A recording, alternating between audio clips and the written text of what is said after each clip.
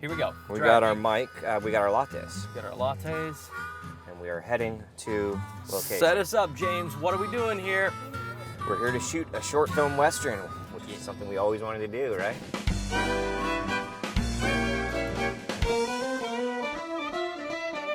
And we're going to do a series of videos for you guys as we make the movie to show how to work and how we're working with the Lomo Anamorphic series and how to, start working with anamorphics overall. 4x3 sensors are closer to what, or they're what old film, aspect used to be. Why they developed these lenses is so that you could maximize the amount of space you took up on the film rather than just shooting the center part, which would be the projected part. Now they become popular for the flares, but really it's also the compression of the lenses, the distortion of the lenses that people really like. We're here in Agoura Hills, California. Just got the Alexa XT package in today, so now I'm gonna set it up, pop on some of the Lomos, do some tests. For this shoot, we have the Lomo Anamorphics that were made in somewhere in the 80s in the USSR. We have the 35 millimeter, the 50 millimeter, the 100 millimeter, and the 150 millimeter.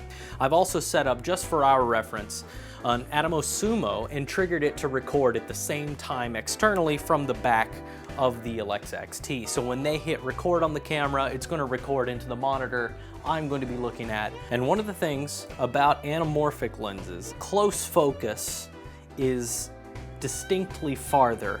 The 35 anamorphic is roughly an 18 millimeter, 17 and a half, so just vaguely divide by 2. It still has this wide perspective with like a 35 millimeter length, focal length, but this extreme 2 times wider output. We pulled it up here in the Sumo so we can see the 2-1D squeeze and kind of what we're working on. Anamorphics, you can see where they fall apart a whole lot quicker than you can with a spherical lens. When an anamorphic lens is wide open, pretty much the only thing that looks in focus is the very center of the frame. Each lens has a specific stop that works best for them. A lot of times with anamorphics, it's kind of like in the 2.8-4 area. They don't have close focus that's very awesome a lot of times. If you're trying to get a nice close-up, you can't get close enough. And so you have different diopters that help you get closer and closer and closer. And with anamorphics, you see them breathe, which is really, really interesting. So you actually get to see my focus pull happen.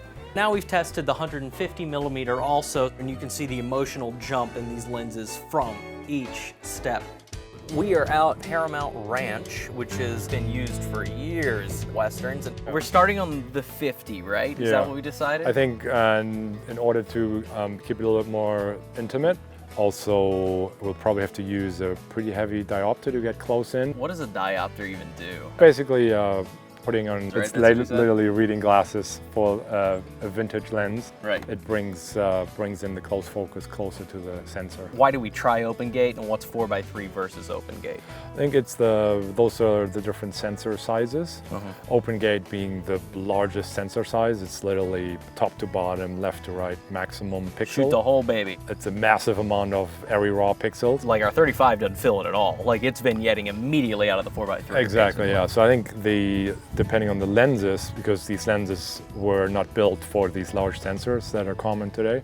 So that's why some of the lenses heavily vignette. We decided to go 4x3 so we don't see into the metal of the lens. When do you shoot anamorphic versus spherical? The image texture is very different and the fall off is very different. The bokeh is, the autofocus elements look very different in anamorphic versus spherical. It's perfectly imperfect. It's like there's imperfections that come with anamorphic, especially with the vintage lenses, that you don't get with spherical. I love doing close-ups on the wide lenses. It's beautiful structural frame. The ceiling kind of starts falling apart, and I'd love to see more table and floor. Back to the 35, right? I don't know. So. It's going to be a massive shift of perspective, though. I think the 50 is better. Can we do both? Let's do 35 then to 50. Well, you think that works, right? Yeah, I think that works great. All right, here we go. Let's cut. We actually just now, the close-up of the glass we did on the 100, and it ended up looking beautiful, and it did what it needed to do, and we were able to do it quick.